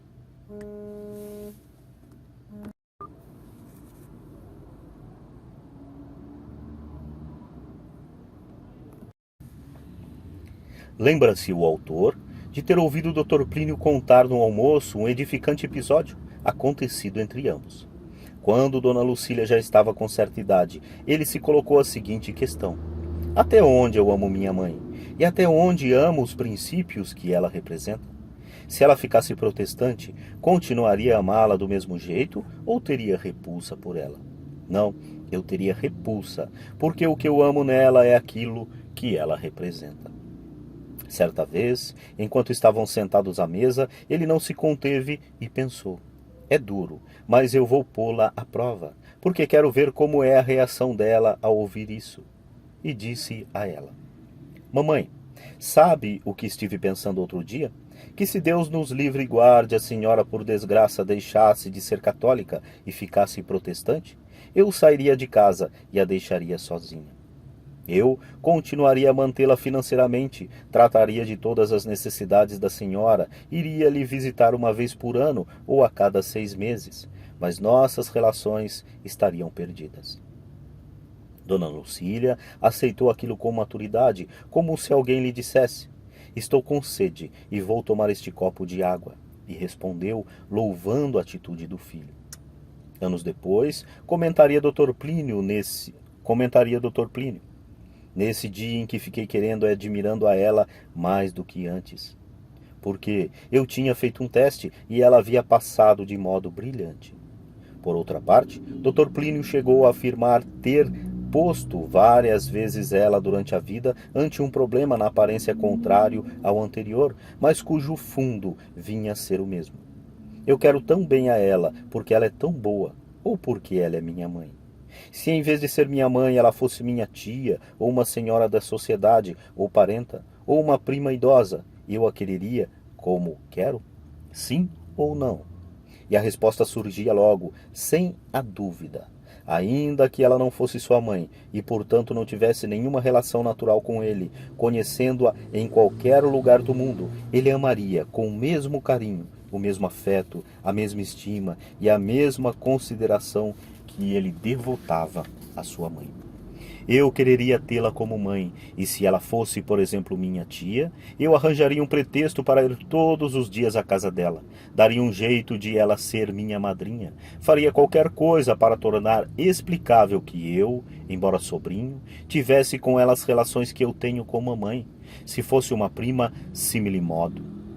Se fosse uma senhora de sociedade, seria muito mais difícil, mas eu acabava conseguindo algum jeito de que isso ainda fosse assim. Um mútuo amor em Jesus e Maria. O autor gostaria de ser poeta para descrever, com toda a propriedade, a maravilha desse convívio entre os dois. Inúmeras vezes teve ele a oportunidade de assistir aos encontros dela com o filho. Um era o relacionamento entre eles, quando o Dr. Plínio pronunciava conferências públicas ou na sede, situada na Rua Vieira de Carvalho, onde se reunia com seus seguidores, nos idos anos da década de 1950. Nessas ocasiões, o trato entre ambos parecia comum. Outras eram as manifestações de mútua bem-querença que o autor pôde comprovar frequentando a casa de Dona Lucília durante a crise de diabetes que acometeu a Dr. Plínio em 1967. Nesse período, Dona Lucília assistia o fim das refeições do filho, que as tomava recostado no sofá de seu escritório devido à enfermidade. Alguns discípulos de Dr. Plínio também lhe faziam companhia nesse momento. Ele entrava com discrição e compostura, cumprimentava os parentes e permanecia num canto, recolhida, olhando por ele. Terminada a sobremesa, as pessoas se retiravam e os dois ficavam a sós. Como a governanta deixava a porta entreaberta, o autor pôde, através da fresta, observar muitas e muitas vezes uma cena comovedora. Dona Lucília se aproximava bem do sofá de Dr. Plínio e inclinava-se sobre ele, ficando um do outro à distância de um braço. Ele então tomava a mão dela, osculava várias vezes e fazia uns carinhos um pouco truculentos, dando palmadinhas com certa força e dizendo: "Mãezinha querida, mãezinha do meu coração." E ela, ao contrário, acariciava as mãos dele com muita suavidade e apenas dizia: "Filhão, filhão querido, quanto eu o quero, meu filho. Você está passando bem?" "Sim, mãezinha. E como a senhora dormiu à noite?" "Dormi muito bem." Às vezes ela punha a mão no rosto dele, acariciava-o com muito afeto e dizia. Às vezes ela punha a mão no rosto dele, acariciava-o com muito afeto e dizia: "Filho do meu coração, sabe que sua mãe o quer muito? E a minha mãezinha sabe quanto eu a quero?" Assim se passavam 10 minutos contados no relógio, de puro agrado e carinho. Os dois quase nem conversavam, mas apenas conviviam. E quem observava via nessa bem-querença exuberante um extraordinário amor a Deus. No fundo, ela fazia-lhe uma companhia sem igual no campo da virtude, e ele, por sua vez, reconhecendo a inocência dela, retribuía-lhe com extraordinária afetividade. Depois desse tempo estabelecido, entrava a empregada, tomava a cadeira de rodas e começava a movimentá-la, dizendo: "Já está na hora, madame. Os médicos aconselham que Dr. Plínio descanse." Dona Lucília respondia de forma imperiosa: "Não, não, Mirene. O que é isso? Não quero ir embora. Deixe-me aqui. Vou ficar com ele." Dr. Plínio, percebendo que a governanta não conseguiria convencê-la, voltava-se para ela e, olhando-a com bem-querença, intervinha: "Mamãe, infelizmente os médicos recomendaram repouso. O que podemos fazer? Com tanta dor eu vou ter de me despedir da senhora, mas não tem remédio." Ela então compreendia. "Está bem, filhão, eu me despeço, mas com dor no coração." Ela ia se afastando, enquanto fazia um gesto de adeus. No fim, quando chegava à porta, beijava a palma da própria mão e soprava o ósculo na direção dele. Nesse curto intervalo, o que de fato encantava o autor era ver a mãe e o filho. Ela, uma senhora de 92 anos, e ele, um senhor de 60, convivendo numa intimidade total, porém com extraordinária reverência de um pelo outro. O respeito é, justamente, o anteparo que mais ajuda as pessoas a se manterem na linha da perfeição. Se a intimidade rompe certas barreiras, perde-se o respeito, as relações tornam-se igualitárias e Deus acaba por desaparecer. Por isso, ela o tratava como filhão, e ele sempre se dirigia a ela chamando-a de senhora, e nunca de você, nem de tu. Alguém poderia imaginar que a conversa entre eles seria longa, sobre temas teológicos ou doutrinários, mas não era o que se sucedia. A principal era um agrado mútuo e rico em imponderáveis. Dentro de uma serenidade, suavidade e harmonia sublimes. Eles se falavam muito pelo olhar. Quantas e quantas vezes os olhares de um e de outro se cruzaram, e eles se entenderam mais desse modo do que com as próprias palavras, durante a vida toda.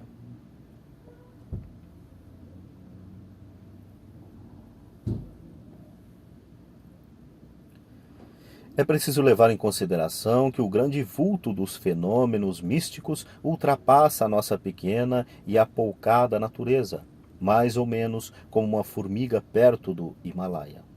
Essa comparação ainda cláudica, pois a formiga tem proporção desigual com a montanha, já que ambas, embora imensa desigualdade de tamanho, são limitadas. Contudo, como por em termos concretos as relações com Deus, infinitamente maiores que nós? Nosso Senhor diz no Evangelho: "Onde 2 ou 3 estão reunidos em meu nome, aí estou eu no meio deles." Essa palavra de Jesus não era de fato uma grande novidade, porque já naqueles tempos os judeus tinham fé nessa presença de Deus. E havia entre eles muitos provérbios, afirmando que, quando dois ou mais estivessem comentando as Escrituras, Deus se faria presente. Entretanto, nosso Senhor aplica e reduz a si essa antiquíssima crença hebraica e assegura que, estando reunidos em seu nome, ele estaria entre eles. Portanto, mais uma vez, ele se revela Deus. Assim, Dona Lucília e Dr. Plínio se reuniam em nome de Nosso Senhor, colocando o amor à igreja acima de tudo, fazendo-se sensível à presença de Deus para quem tivesse o encanto de vê-los juntos. Era o encontro de duas grandes almas inocentes, unidas por completo a Deus, refletindo sobre coloridos e aspectos diferentes, mas ao mesmo tempo afins. Segundo a imagem do próprio Dr. Plínio, o qual usou, formava-se um relacionamento de espelhos paralelos. Deus que está na alma de um, contemplando e amando-se a si mesmo na alma do outro. Em diversos comentários feitos já no fim de sua vida, explicou o Dr. Plínio essa reciprocidade de afeto fundamental e fundamentada em nosso Senhor Jesus Cristo e em Nossa Senhora, e poderia ter dito também na Santa Igreja. Este era o alicerce do nosso mútuo amor materno e filial. Tratava-se de um amor em Jesus e Maria. Quer dizer, que era conforme ao amor de Jesus e Maria, uma pálida imitação humana do amor de Jesus e Maria, que pertencem, aliás, ao gênero humano. Nosso Senhor é o homem-Deus, e ela, uma criatura humana, sendo, portanto, uma coisa inteiramente boa, santa, como deve ser. Como um arco gótico. Ao fim deste capítulo, o autor pôde atestar que, no convívio com Dona Lucília, e tendo já conhecido de perto a Dr. Plínio, constituiu-se em sua alma um arco gótico, até então inexistente. Com efeito, como a ogiva não é composta só de uma parte, mas sua beleza consiste no encontro dos dois lados que se apoiam um no outro, também na obra da criação há, antes de tudo, uma razão de pulcritude no fato de Deus ter feito algo comparável a um arco gótico entre o homem e a mulher. Deus, sendo infinito, tem opostos tão harmônicos e tão extremos que não caberiam apenas no homem. Era preciso que ele fosse completado pela figura da mulher.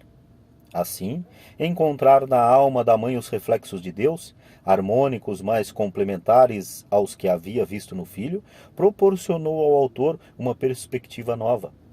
Ele entendeu a missão de Dr. Plínio olhando para Dona Lucília e a missão dela observando mais a ele até, em determinado momento, chegando à seguinte conclusão.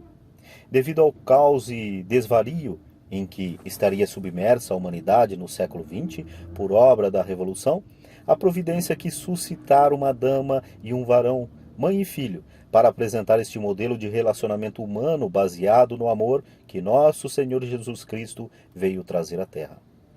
Como eu vos tenho amado, mas assim também vós deveis amar-vos uns aos outros. Conforme João 13, 34. Nesse sentido, Dona Lucília é um caminho para bem compreendermos a Dr. Plínio. Eu sinto que ela, com a doçura e suavidade dela, me completa magnificamente. Havia uma relação misteriosa entre eles, pela qual a providência, ao criar Dona Lucília, dispôs que ela fosse, sobretudo, a protetora da inocência do filho, servindo-lhe de inigualável amparo na linha da virtude. E por isso, Plínio I penetrou a fundo na alma dela e se beneficiou do modo de ser e da educação da mãe, solidificando-se e adquirindo grande robustez na vida espiritual. Entretanto, quando ele já estava formado e Dona Lucília, por sua vez, se encontrava na plenitude da idade, ela discerniu a retidão dele, a ponto de considerá-lo não só um apoio, mas uma alma planeta, a qual ela devia se entregar por inteiro. Ela quis entrar nas perspectivas e nas vias dele, ser instruída por ele e aos poucos ir trocando sua antiga influência materna pela completa submissão no que dizia respeito às virtudes, à análise das situações e à vocação do filho, mantendo sempre, porém, sua superioridade enquanto mãe. É evidente que o dom de sabedoria, bem como o dom de contemplação e o discernimento dos espíritos, além da grande vocação, davam a Dr. Plínio uma visão mais longínqua e abrangente do que a de Dona Lucília, a propósito dos panoramas sobrenaturais.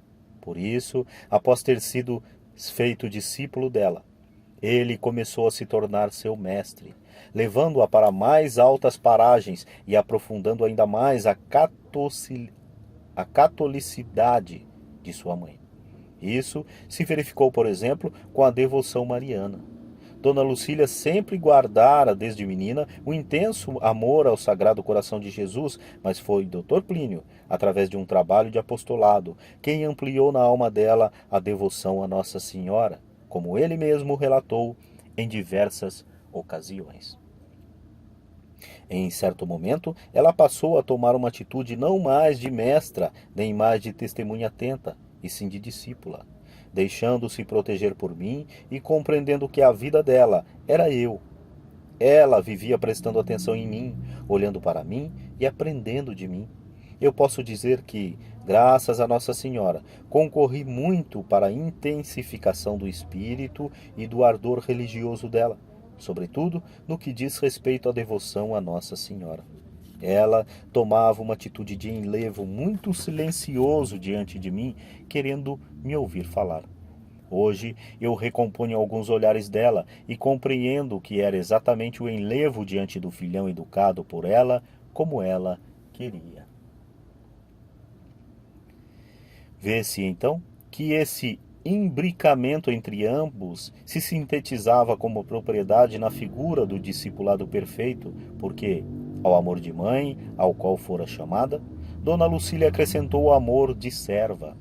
Em todas as minúcias da vida, notava-se essa disposição de obedecer e deixar-se conduzir em tudo por ele.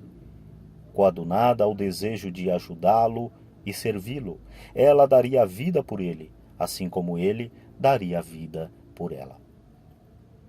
Em uma reunião de 1972, referindo-se a esse fenômeno, Dr. Plínio fez a seguinte confidência, empregando uma imagem muito bonita.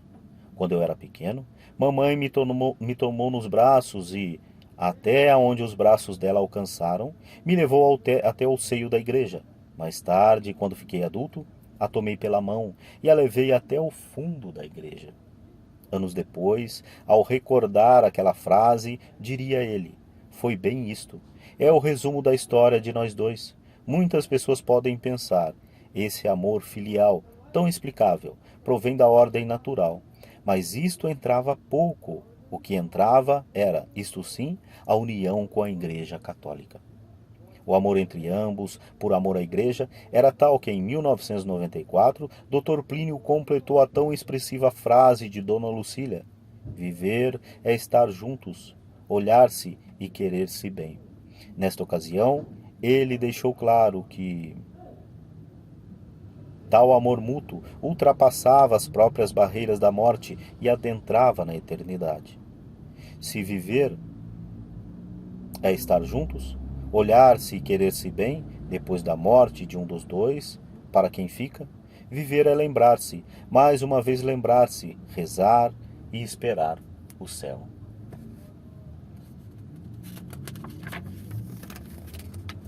Quem procura a sabedoria, encontra a igreja. Quando alguém se propõe a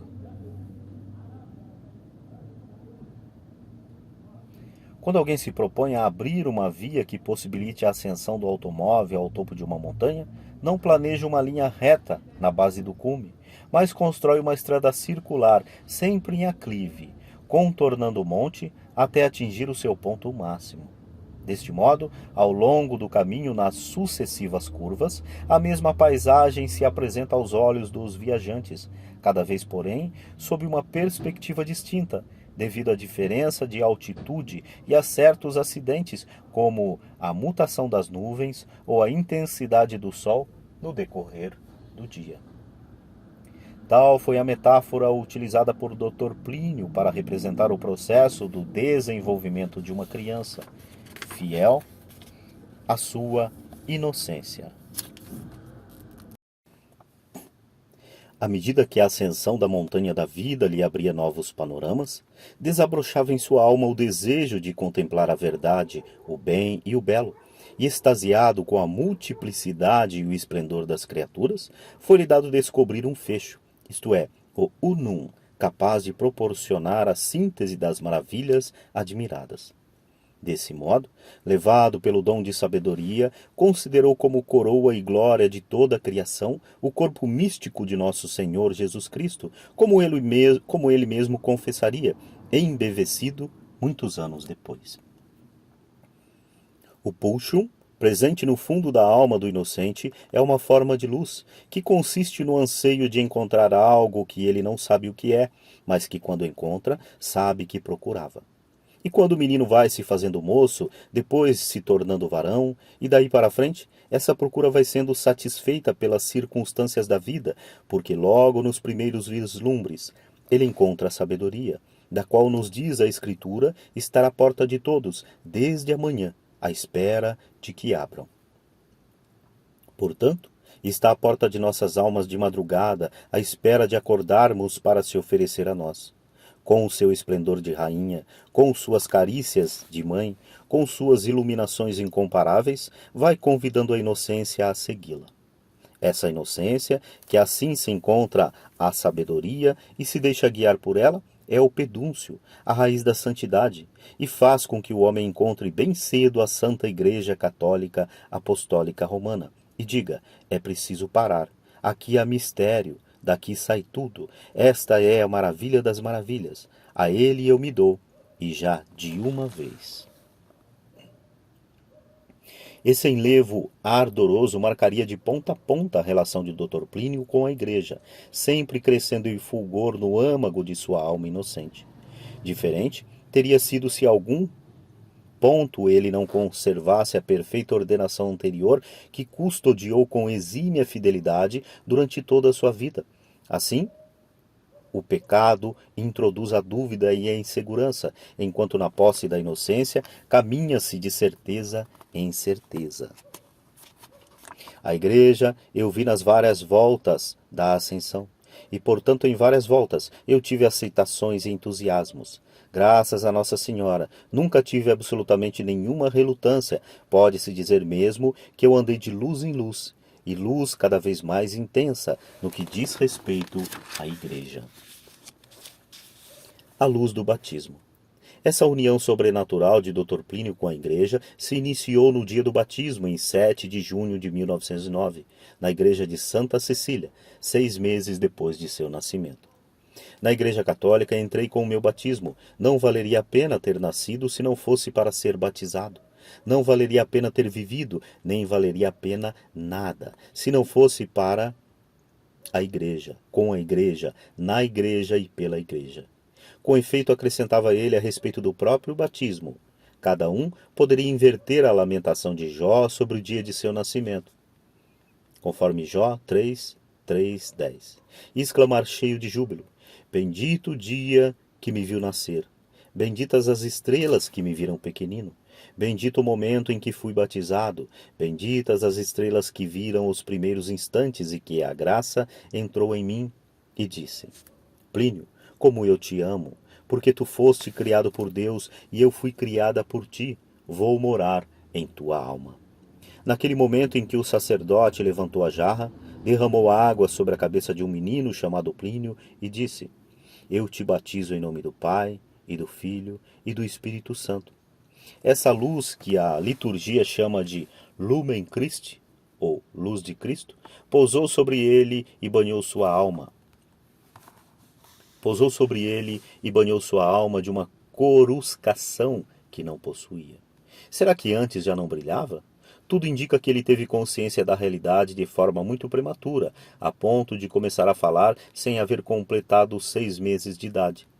Portanto, antes do batismo lhe teria sido dado o discernimento dos espíritos, uma vez que, como vimos no capítulo precedente, este dom e a razão despontaram nele ao mesmo tempo. Se isso assim fosse, não teria tido os primeiros encantos ao olhar para a mãe, e, já nessa ocasião, amou-a, e a ela se entregou? Ora, segundo o princípio defendido por São Tomás de Aquino, quando alguém não batizado, conhecendo bem, ama-o mais do que a si mesmo e se dispõe a fazer o holocausto de sua vida em função daquele valor que lhe é superior, está justificado. Ao praticar este ato de vontade, por impulso de Deus, é-lhe introduzida a graça santificante com todo o cortejo das virtudes e dons do Espírito Santo. É, pois, nesse sentido que o autor, sem fazer uma afirmação categórica, mas apenas levando em consideração a tese de São Tomás, se faz alguma pergunta. Já antes de as santas águas do batismo caírem sobre sua cabeça, Plínio estava limpo do pecado original e a vida divina lhe havia sido concedida. Em tal caso, nesse dia 7 de junho de 1909, não se teria dado, portanto, o encontro da luz sacramental com a luz advinda de um batismo de desejo? Quiçá a luz de sua alma não teria sido pela luz do sacramento? Não houve uma misericórdia ou uma misteriosa aliança de duas luzes, a da graça do Espírito Santo, que tocava no fundo de sua alma, fazendo-o amar o que ele havia de mais elevado, com a do caráter de cristão, também proveniente da ação do Espírito Santo, infundida pela voz do sacerdote? São algumas hipóteses que nos conduzem a refletir sobre o caso. O senso católico, uma excelência da fé. Dentre os tesouros de graça e sabedoria introduzidos na alma de Plínio com as águas batismais, há um que, segundo comentou décadas mais tarde, deveu-se ao intermédio de Nossa Senhora, em cuja mediação universal ele cria com ardor. Ela chamou a Igreja Católica pelo batismo e alcançou-lhe de Deus a infusão não só da virtude da fé, mas daquilo que ele reputava como uma excelência desta, o senso católico. Como posso eu dizer, como posso negar que isto é, portanto, uma dádiva magnífica que Nossa Senhora quis me dar? Foi ela, porque sem o pedido dela, nada se obtém. Quando me obteve ela isso? Quando fui levado à pia batismal, e depois em todos os dias, nos quais a vejo dispor a minha vida de um momento ou de outro, de maneira a ir decantando esse senso católico. Em outra ocasião, ao descrever com maior profundidade esse senso católico que recebera e a relação deste com o senso do ser, assim afirmou: se eu for recorrer às minhas memórias para falar do paraíso de Deus que existia em mim, é incontestável que o senso católico que eu possuía não era só perspicácia de inteligência, mas, mais do que isto, a consonância de minha vontade com a vontade de Nossa Senhora. Era, no fundo, um senso do ser vigoroso, no qual inteligência e vontade se fundiam. Eu queria que as coisas fossem como elas deveriam ser, e fui à procura da Igreja Católica. O senso do ser, em mim, foi o suporte da fé. No momento em que eu estava maravilhado, eu formava um só com a fé. O senso católico e a fé tinham um pressuposto, em mim, uma retidão inicial do senso do ser. O senso católico seria, então, o senso do ser transformado pela fé. Entretanto, conforme explicou o Dr. Plínio em várias conversas, esse senso católico morreria, ou nem mesmo lhe seria dado, se não tivesse havido em sua alma, já no momento do batismo, algo que ele denominou de uma troca de egoísmos, pela qual o seu egoísmo foi substituído pelos interesses da Igreja Católica. Vejamos com mais detalhe em que consistia para o Dr. Plínio essa troca de egoísmos. O que eu chamo de troca de egoísmos é sobretudo a seguinte imposição. Minha pessoa foi feita para conhecer a Igreja, viver nela, entendê-la e ser um com ela. E, portanto, o prolongamento normal do reto amor a mim mesmo é amar a Igreja mais do que a mim, de modo a amar aquilo que não sou, e com todas as susceptibilidades e com toda a vivacidade com que alguém se ama a si próprio quando é egoísta.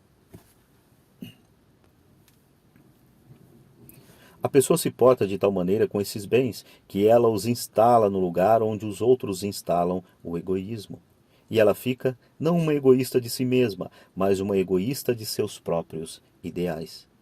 Ela tem, por exemplo, para exaltação da Santa Igreja, as ambições, as audácias, as aflições, os planos, os avanços, os contra-avanços que o indivíduo teria, normalmente, a favor de seu próprio egoísmo. Dada essa conformidade que ele possuía desde os albores da vida com a esposa mística de Cristo, decorrente das preciosas mercês concedidas no batismo devido à sua vocação, Plínio foi explicitando uma série de princípios, doutrinas e visualizações em inteiro acordo com a Igreja. Quando, alguns anos mais tarde, ele a conheceu, ou seja, a partir do momento em que se deu conta da existência da Igreja enquanto instituição. Isso não foi uma novidade, e sim uma complementação, porque ele já estava dentro dela e pensava segundo ela. Seria mais ou menos como uma criança que está numa casa com muitos quartos e muitas salas. A certa altura, uma sala lhe chama a atenção e ela a analisa. Pode-se dizer que ela conheceu a sala nessa ocasião porque antes ela corria por ali sem dar maior importância. Mas quando ela analisou a sala, já conheceu como sendo sala da casa dela, e ela, criança daquela sala. Foi assim que eu conheci a igreja. Encontrando a igreja, ele sentiu um gáudio para constatar que, ainda antes de abrir os olhos para ela, esta já o tinha transformado e sacralizado. É com grande alegria e prazer no coração que eu termino mais esta leitura. Se essa leitura lhe foi útil, você pôde acompanhar do início ao fim e pôde engrandecer de alguma maneira a tua vida, e você queira contribuir para que essas leituras continuem sendo feitas, isso como uma troca de energias, né? Você usufruiu de um trabalho e, se achar viável, pode estar contribuindo com esse trabalho também. Então, se você quiser contribuir com esse trabalho, abaixo aí na descrição você tem aí os dados para que você possa contribuir também e fazer a troca de energias, pois é dando que se recebe. Eu dei o meu trabalho a vocês através desse áudio e, caso seja da tua vontade, eu poderei receber alguma coisa em contrapartida de quem está ouvindo.